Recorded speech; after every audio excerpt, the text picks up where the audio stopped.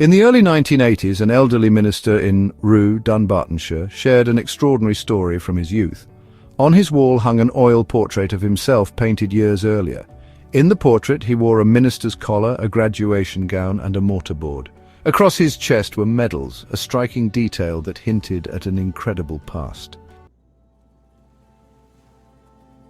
He'd served in the Royal Naval Air Service during the First World War. At just 21 years old, his task was to fly submarine hunting missions over the North Sea. "We flew open-cockpit biplanes," he said. They were fragile machines made of wood and canvas. There were no radios, no navigation systems, and no parachutes. Once you took off, you were completely alone.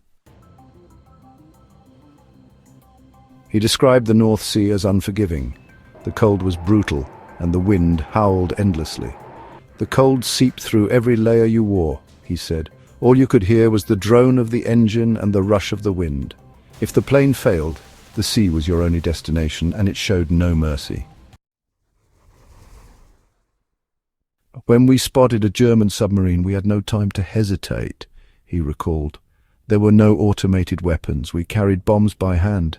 I would lean out of the cockpit, steady the bomb, and release it over the submarine before it could dive. If I missed, they were gone. There was no second chance. Every mistake could cost lives." He spoke of the isolation and danger of these missions. "Many of us didn't come back," he said quietly. "The cold, the sea, the enemy, it was relentless. You didn't think about it much while you were flying, but when you landed, the weight of it all hit you. We were young and we counted ourselves lucky to survive each mission." Decades later, he had traded the skies for a life of faith, becoming a Church of Scotland minister. His medals, proudly displayed in the portrait, were not worn with a uniform but with the robes of a minister and the collar of his calling, a testament to his extraordinary life of service. This man's story is a reminder of the sacrifices made by so many, often without recognition or fanfare. His life, from the skies above the North Sea to the quiet village of Rue, is a legacy of courage and humility that deserves to be remembered.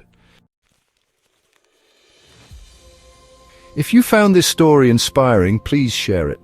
Stories like his remind us of the extraordinary lives behind everyday faces.